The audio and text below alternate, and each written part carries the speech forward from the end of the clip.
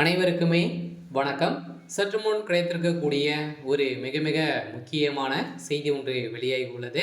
சற்று முன் மீண்டும் சிறைக்கு செல்லும் செந்தில் பாலாஜி, உச்சநீதிமன்றத்தில் இறுதி தீர்ப்பு, இது மாதிரி பார்த்தீங்கன்னா செய்திகள் வெளியாகிருக்கு. ஸோ இன்று பார்த்தீங்கன்னா உச்சநீதிமன்றத்தில் இவருடைய வழக்கு விசாரணைக்கு எடுத்துக்கொண்டு இருந்த சூழ்நிலையில் தான் இப்போ அதிரடியாக மீண்டும் சிறைக்கு செல்வதாக ஒரு செய்தி வெளியாயிருக்கு. ஸோ பார்த்தீங்கன்னா செந்தில் பாலாஜி அவர்கள் ஏற்கனவே ஒரு சட்டத்துக்கு விரோதமான பண பரிமாற்ற வழக்கில் தான் சிக்கியிருந்தார். ஸோ இந்த வழக்கில் ஏற்கனவே 1.5 வருட காலமாகவே பார்த்தீங்கன்னா புழல் சிறையில் தான் இருந்தார்.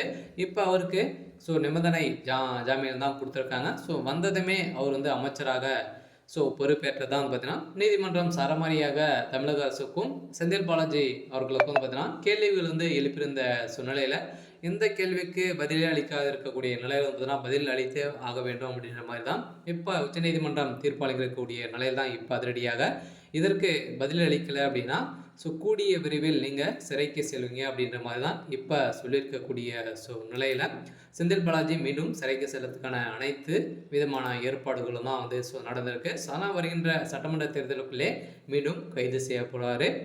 இப்போ இதை பற்றி இந்த வீடியோவில் பார்க்கலாம். அதுக்கு முன்னாடி நம்ம சேனலுக்கு இப்போ தான் நீங்கள் முதல் முறையாக வந்திருக்கீங்க அப்படின்னா மறக்காமல் நம்மளுடைய சேனலை சப்ஸ்கிரைப் பண்ணி சப்போர்ட் பண்ணுங்கள்.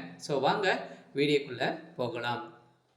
ஏற்கனவே செந்தில் பாலாஜி அவர்களுடைய வழக்கில் பார்த்தீங்கன்னா ஏற்கனவே அதிமுகவில் இருக்கும்போதே போக்குவரத்துறை அமைச்சராக இருந்தார். அப்போது சட்டத்துக்கு விரோதமான பண பரிமாற்ற வழக்கில் சிக்கியிருந்தார். ஏற்கனவே நிறைய பேர்கிட்ட வேலை வாங்கி தருவதாகவும் மெகா ஊழல் லஞ்சமாக பெற்றிருக்காரு அப்படின்ற மாதிரி தான் முதல்வர் ஸ்டாலின் அவர்களே இவர் மீது வழக்கு பதிவு செஞ்சுருந்தாங்க. இந்த வழக்கின் அடிப்படையில் தான் ஏற்கனவே ஒரு 471 நாட்களாகவே புழல் சிறை இருந்தார். இதை தொடர்ந்து இப்போ திடீர்னு பார்த்தீங்கன்னா நீதிமன்றம் இவருக்கு நிபந்தனை அடிப்படையில் ஜாமீன் வழங்கியது.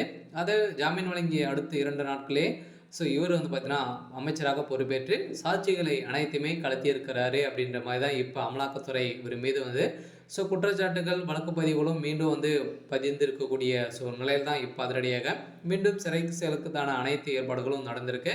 இருந்தாலும் இப்போ மின்சாரத்துறை அமைச்சராக இருக்கா இல்லையா, இதில் 400 கோடிகள் பார்த்தீங்கன்னா 40,000 கோடி ஊழல் நடந்திருக்கு அப்படின்ற மாதிரி ஏற்கனவே அன்புமணி ராமதாஸ் அவர்களும் பார்த்தீங்கன்னா வெளியிட்டிருந்த அறிக்கையில் இப்போ அதிரடியாக எந்த அறிக்கைன்னு பார்த்தீங்கன்னா பதில் அளித்தே ஆக வேண்டும் அப்படின்ற மாதிரி தான் திமுக மிகப்பெரிய நாடகங்கள் ஆடிட்டு வராங்க. நிறைய எக்கச்சக்கமான பணங்கள் பார்த்தீங்கன்னா மெகா ஊழல் நடந்திருக்கு. இதுக்கு தகுந்த போலியான டாக்குமெண்ட்டுகளாக பார்த்தீங்கன்னா உருவாக்கி வந்திருக்கக்கூடிய நிலையில் மீண்டும் செந்தில் பாலாஜி மீது மீண்டும் வழக்கு பதிவு உருவாகிட்டு இருக்கக்கூடிய நிலையில் தான் இப்போ அதிரடியாக மீண்டும் சிறைக்கு செல்ல போகிறாரு அப்படின்ற மாதிரி செய்தி வெளியாக இருக்குது.